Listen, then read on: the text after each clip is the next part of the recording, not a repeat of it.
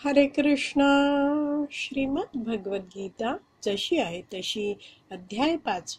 अध्यायाचं नाव आहे कर्म संन्यास योग. 22वा श्लोक वाचायला सुरू करणार आहोत. त्याआधी श्रील प्रभुपादांना प्रार्थना करूया. हे श्रील प्रभुपाद, आम्ही भगवद्गीता हा ग्रंथ वाचून समजून घेण्याचा प्रयत्न करीत आहोत. त्यासाठी आम्हाला आशीर्वाद द्या. धन्यवाद प्रभुपाद. श्लोक क्रमांक 22. तर 21व्या श्लोकामध्ये इंद्रिय सुख वगैरे याची चर्चा झाली आहे आणि त्या अनुषंगाने भगवान श्रीकृष्ण अर्जुनाला या आता 22व्या श्लोकामध्ये म्हणत आहेत, ये हि संस्पर्शजा भोगा दुःख योनयः एव ते आदि अंतवंत कौन्तेय न तेषु रमते बुधः. शब्द बघूया. आधी भाषांतर वाचूया. भौतिक इंद्रियांच्या संयोगापासून उत्पन्न होणाऱ्या दुःखांच्या कारणामध्ये बुद्धिवान मनुष्य भाग घेत नाही. हे कौन्तेया, अशा सुखांना आरंभ आणि शेवट असतो, म्हणून बुद्धिवान व्यक्ती त्यामध्ये आनंद घेत नाही. शब्द बघूया. ये ही शब्दशः अर्थ बघून सांगते आहे, जे निश्चितच. संस्पर्शजा भोगा, भौतिक इंद्रियांच्या संयोगापासून. तर ही जी भौतिक इंद्रिय असतात ती इंद्रिय विषयांचा भोग घेतात, किंवा इंद्रिय आहेत ते दुसऱ्या इंद्रियांना स्पर्श करतात. तर असा अर्थ आहे की इंद्रिय भौतिक इंद्रियांच्या संयोगापासून. भोगा हा म्हणजे त्याचा भोग उपभोग घेतला जातो, तेव्हा काय होत आहे, दुःख योनः, म्हणजे त्यामुळे काय होतंय, दुःख योनः म्हणजे मूळ कारण. जसं भाषांतरात आपण पहिल्या ओळीत वाचलं की भौतिक इंद्रियांच्या संयोगापासून उत्पन्न होणाऱ्या दुःखांच्या कारणामध्ये. पुढे दिलं आहे दुसऱ्या ओळीत शेवटचे शब्द बघितले तर न तेषु रमते बुधः. बुधः म्हणजे बुद्धिवान व्यक्ती आहे, तो अशा गोष्टींमध्ये रमत नाही. आणि दुसऱ्या ओळीतले पहिले शब्द आहेत ते या भौतिक सुखांबद्दल म्हटलं आहे, आदि अंतवंत कौन्तेय. हे अर्जुना, ही जी सुख आहेत ती कशी आहेत, त्यांना आदि म्हणजे प्रारंभ आहे आणि अंत शेवट सुद्धा आहे. आणि असे हे जे क्षणिक इंद्रिय सुख आहेत त्यामध्ये न तेषु कधीच नाही, त्यामध्ये रमते बुधः, बुद्धिमान मनुष्य अशा क्षणभंगूर सुखामध्ये कधीच रमत नाही. कारण ही जीव तर जन्मभर सुखाच्या शोधात असतो आणि इंद्रिय जेव्हा आपल्या इंद्रियांशी संयोग करतात, उपभोग घेतात, तेव्हा कितीसं सुख मिळतं, अगदी थोडा काळ सुख मिळत असतं. आणि त्यामुळे अशा सुखामध्ये, ज्या सुखाला सुरुवात आहे आणि शेवट आहे, अशा सुखामध्ये जो बुद्धिमान व्यक्ती आहे तो आनंद घेत नाही. तर इथे संस्पर्शजा भोगा असं म्हटलं आहे. तर वैष्णवाचार्य समजवतात की ज्ञानेंद्रिय आहेत ते आपल्या इंद्रिय विषयांशी स्पर्श करत असतात, संपर्क करत असतात. जसं डोळे आहेत ते रूप बघतात, नाक आहे ते गंध घेतं, कान आहेत ते शब्द ऐकतात, जीभ आहे ती रस चाखते आणि त्वचा आहे ती स्पर्शाचा अनुभव घेते. म्हणजेच इंद्रिय आहेत ते या इंद्रिय विषयांच्या संपर्कात येतात. त्यावेळी असा जो स्पर्श होतो, जो संपर्क होतो, त्यामुळे मनाला बरं वाटतं, काही काळापुरतं चांगलं वाटतं. पण थोड्या वेळाने तेच भोग आहेत ते आवडेनासे होतात. तर यासाठी उदाहरण दिलं जातं. बघा, अनेक लोक, जर तुम्ही कोणा नातेवाईकांकडे गेले असाल, संध्याकाळची वेळ आहे, टीव्ही लावलेला आहे, त्यांच्या हातात रिमोट आहे आणि ते सारखे सारखे चॅनल बदलत असतात. हे नको, काहीतरी नवीन हवं म्हणतात. तेच तेच पाहून कंटाळ येतो आहे, तेच तेच खाऊन बोर होतो आहे, असे लोक बोलत असतात.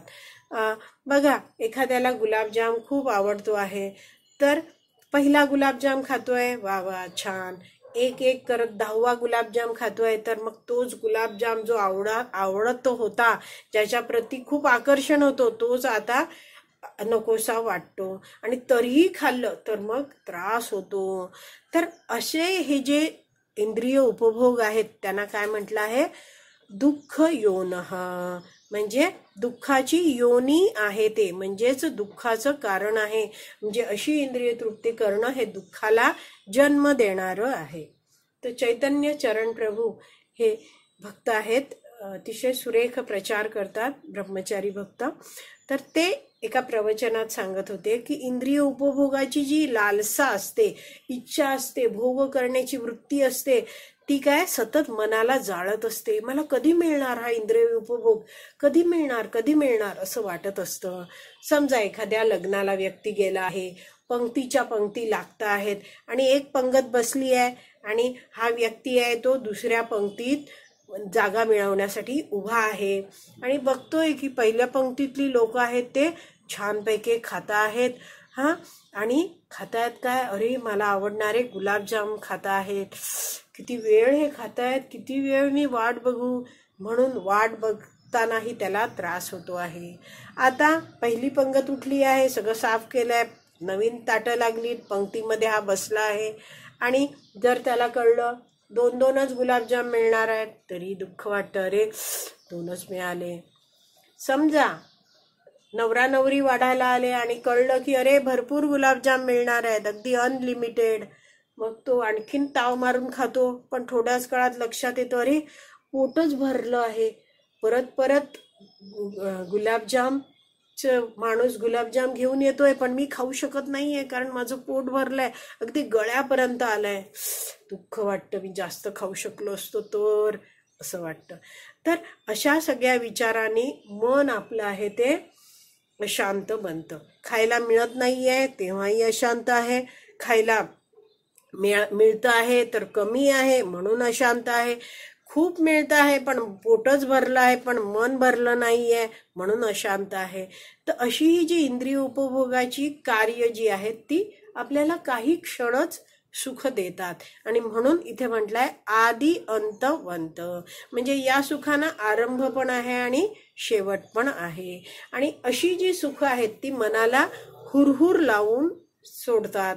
म्हणजेच काय, अरे अरे अरे आणखीन हवं होतं. जसं म्हटलं जातं ना की आज इंद्रिय तृप्ती केली आहे, म्हणजे आज मी 10 गुलाबजाम खाल्ले आहे, तर मनुष्य विचार करतो की आता पुन्हा मला कधी असं बोलावणं येईल, अशी कधी संधी मिळेल की मी आणखीन असेच गुलाबजाम खाईन.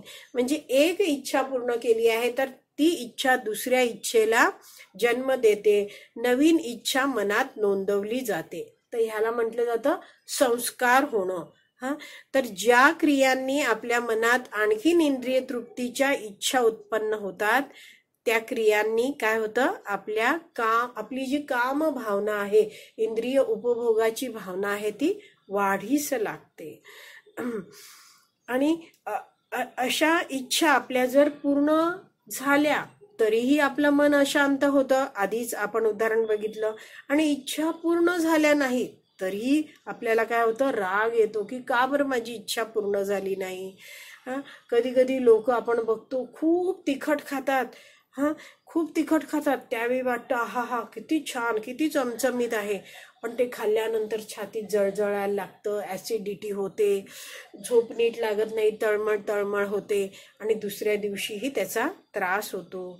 तर असं हे जे सुख, जे इंद्रिय उपभोगाचं तथाकथित क्षणभंगूर सुख आहे, त्याला भगवान श्रीकृष्ण इथे म्हणत आहेत दुःख योनी. तर ती कशी आहे, दुःख देणारी आहे, दुःखाचं कारणच आहे.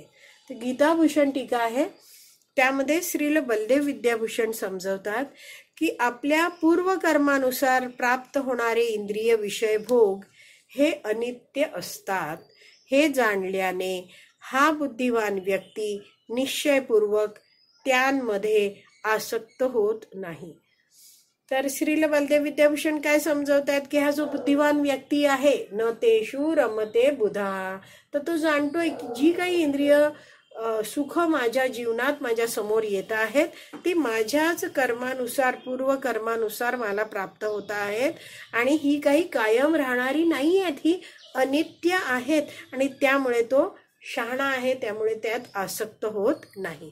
तर हा मुद्दा समजावताना वैष्णवाचार्य सांगतात की हा बुद्धिवान व्यक्ती आहे, तो जाणतोय की मी काहीतरी कर्म केलं होतं आणि त्याचं फळ म्हणून हे इंद्रिय विषय भोग आहेत ते मला मिळाले आहेत, म्हणजे माझ्यासमोर हे इंद्रिय भोग आहेत ते उपस्थित झाले आहेत.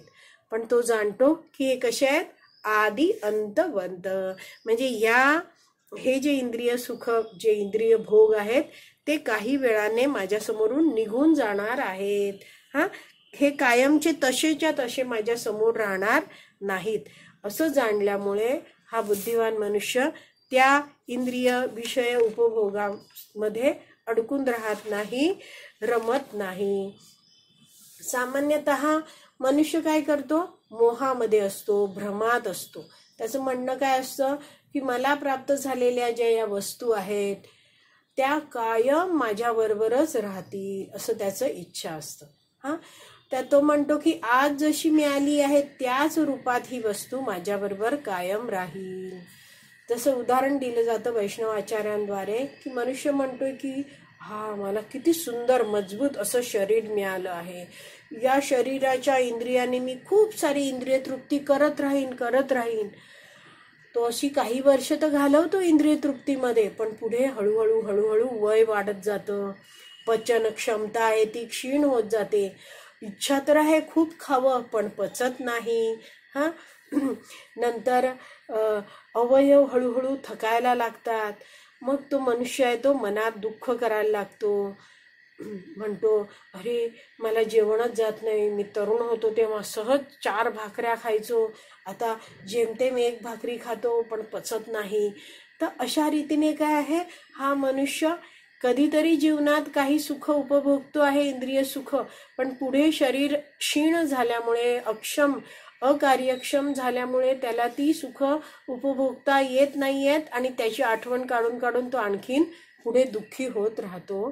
तर श्रील बलदेव विद्याभूषण समजवतात की अशा सुखांना आरंभ आणि अंत असतो.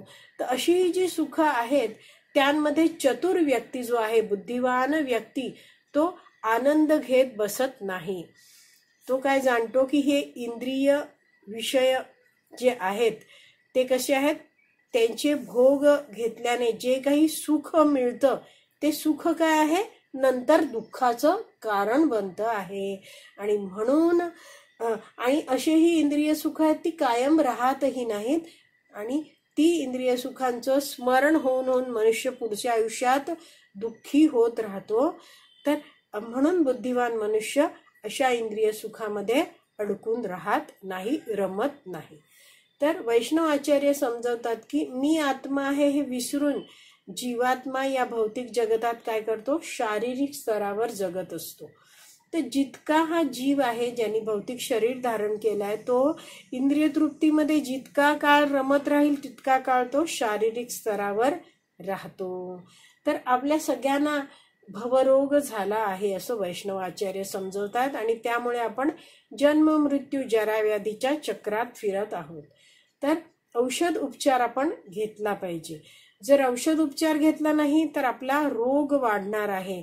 म्हणजेच इंद्रिय तृप्तीचं कार्य करत राहिलो तर हा भवरोग कसा बरा होईल, त्यातनं आपण सुटू शकणार नाही. आणि त्यामुळे हा जो बुद्धिवान व्यक्ती आहे तो चाणाक्ष आहे, तो जाणतो की अशी सुख जी क्षणिक आनंद देत आहेत आणि नंतर दुःखच प्रदान करतायत तर त्यात मी रमणार नाही. तर आज आपण हा 22वा श्लोक समजून घेतला आहे. उद्याच्या भागात आपण त्याचं तात्पर्य वाचणार आहोत. श्रीमद भगवद गीता की जय. श्रील प्रभुपाद की जय. हरी बोल.